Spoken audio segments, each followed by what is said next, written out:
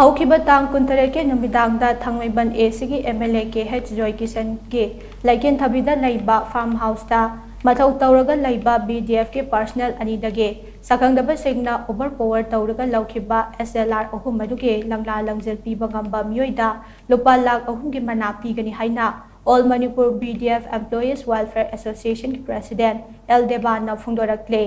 Wafam Singarang Bishnupur Ward number 6 da Leiba Community Hall da Kulai Lobi Kraba BDF Personal Sing Adugi Imung Manungi Miyoi Sing Yauna Pangthokpa Paugi Mifam Amada Mahakna Houkhiba ne Paugi Mifam Aduda Devana Hai BDF Aikoi remark Paizadaba Matamda Terminate Tauba Yai Aikoi da suspend Tauba Haibasi Leite Manipur da Houkhiba Irang Asida BDF Personal Singna Chingkong Chingyada duty Taubana Manipur ge apunba saktam ngaknaba honabada ajoba thongtang lauraga Laakhiba ne maramadu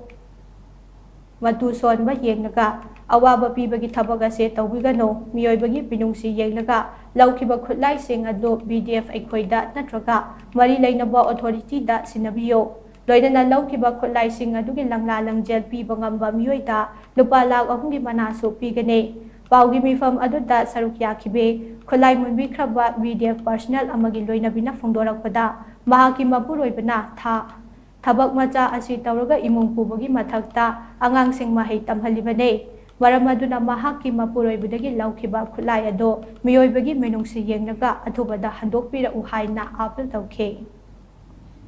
अखोगी हुजिक सेना हारबदा हंदकी ममांगी चहीगी Maggi तांग अहुमदगिना ngasi बावबदा था 35 सुरब हाइतारे सिदैदा अखोगी BDF सिंजना any जगह हाबदी लेरिबा अखोगी red zone जगह अदई अतोपा अखोगी सिंग तम ताइनबसिदा अखोगी अवाना प्रजा म्यामगी दमुता खलगा अहिंग नुंथिन नोंजुम चा खापना अखोइना थेंगनरिबा लानसिदा अखोगी तोलबा पिखरबा अखोई BDF तो ओनसला पाइबजे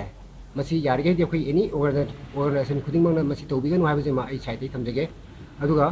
करिगुम्बा अखोगी लेरिबा मणिपुरदा लेरिबा अखोगी organisation हाबदी इमा इवेंट हलमन मैम नसु अखोगी बीडीएफ इमुंग मनुंगजिगी अवाबसे येंगिरगा यारगदी अथु मतमना अखोई खुलाइजी सिनबिरो हाबजे थमजगे अदुगा करिगुम्बा मसिदा अखोइना माजी थबकसि तत्खिबा तारगदी अखोई ओन मणिपुरदा लेरिबा अखोई बीडीएफ सिंगजे अखोई अचौबा मीटिंग अमा तौरकाना हाइतारे ओन मणिपुरगी ओइना कौरगा अदा करी दौजिगे हाबा पोल अमा खनरखिनेबा यारगदी अखोई नुंसिनाजी अखोई मसे गाक्तनी हाबजिमा इचाइदै थमजगे अदुना नुंसिरबा अखोई इचिनाउसिना यारगदी अखोई बीडीएफ अनिगी इमुंग मनुंगी फिबम अवाबा इमुंगी येंगिरगा